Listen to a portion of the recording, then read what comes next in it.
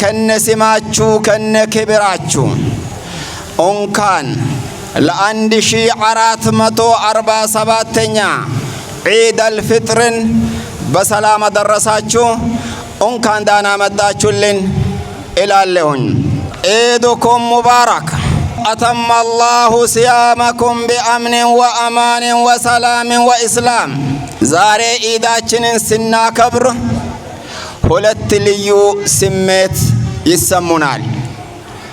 ደስታ ብዬ ልግለጸው። አንደኛው ምርጫችን በመስጂዳችን ባልንበት ማግስት የማንም እጅ በሌለበት መርጠን ስናበቃ በሰላም ለዛሬ ዒዳችን መድረሳችን። ሁለተኛው አዋሳ እንደ መተኛት ብላ አሳስባን በነበረችበት ማግስት ሕያ ነኝ ልጆች አሉኝ የልማት አርበኞች አሉኝ ብላ በውበት ከነበረችበት ከፍታ ከፍ በላ ውስጤም ሰላም ነው ውጭም ውበት ነው ብላ ባለችበት ወቅት ዒዳችንን ስንሰግድ ልዩ ደስታ ይሰማናል። ከደስታም አልፎ አንድ መልእክትንም ያስተላልፍልናል። የሀገር ፍቅር ካለ አንድነት ካለ ለመስራት ፍላጎት ካለ የማይቻል ነገር የለም ይላል። አላሁ አክበር።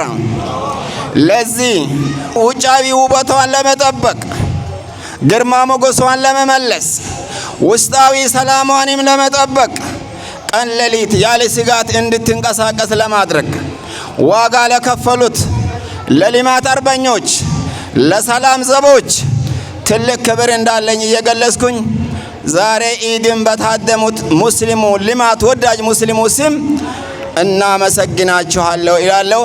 አላ ረአሲሂ የተከበሩ ጥራቱ በየነና ቲሞቹ ሼህ አብዱልሹክር አብዱልቃድር የሲዳማ ክልል እስልምና ምክር ቤት ፕሬዝዳንት፣ ሼክ ጀማል አብዱልሹክር የሐዋሳ ከተማ እስልምና ምክር ቤት ፕሬዝዳንት፣ መላው የከተማችን የሀገራችን የእስልምና እምነት ተከታዮች በሙሉ እንኳን ለ1447ኛው የዒድ አልፈጥር በዓል በሰላም በጤና ጠብቆ እንኳን አደረሳችሁ ማለት እፈልጋለሁ።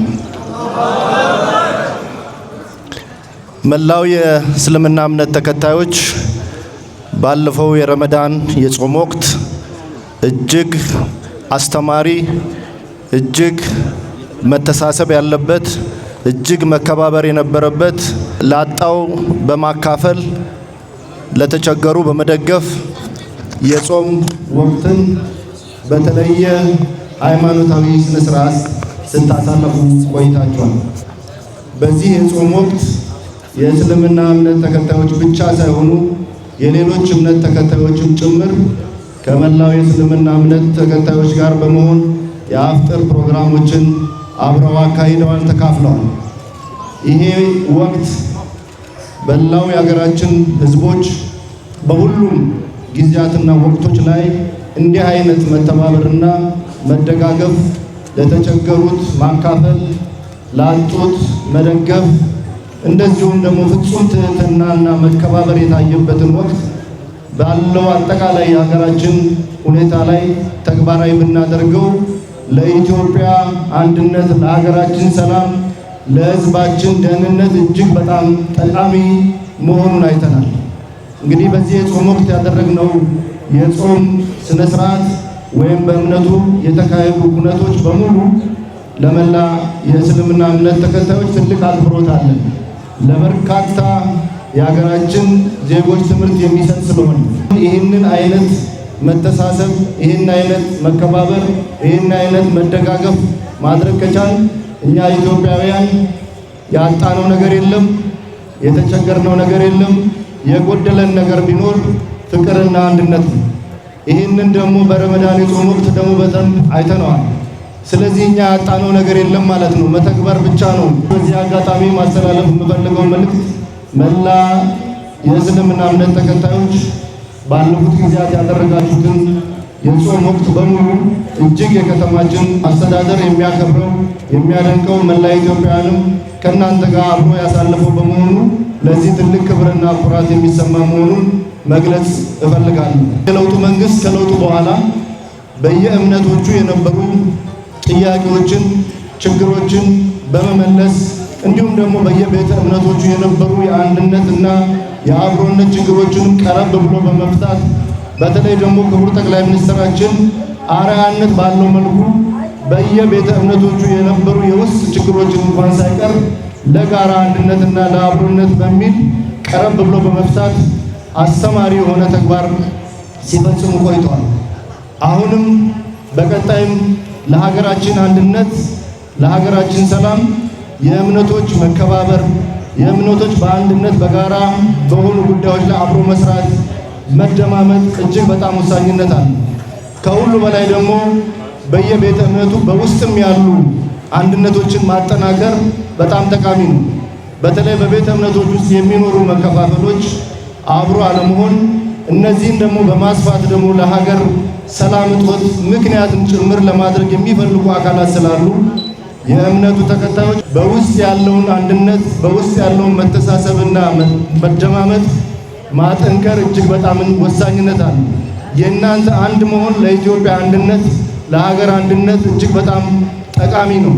ጠላትም እንደ ሀገር የጀመርናቸውን የልማት ስራዎች እውን እንዳይሆኑ አንዱ ቀዳዳ የሚፈልግበት መንገድ በእምነት ተቋማት ውስጥ ያሉ ችግሮችን በማስፋት የሀገር ለማድረግ ስለሚፈልግ በመሆኑ ይህንን በመገንዘብ ለሀገር ሰላም፣ ለሀገር አንድነት የበኩላችሁን አስተዋጽኦ እንድታበረክቱ በዚህ አጋጣሚ ጥሬን ማቅረብ እፈልጋለሁ።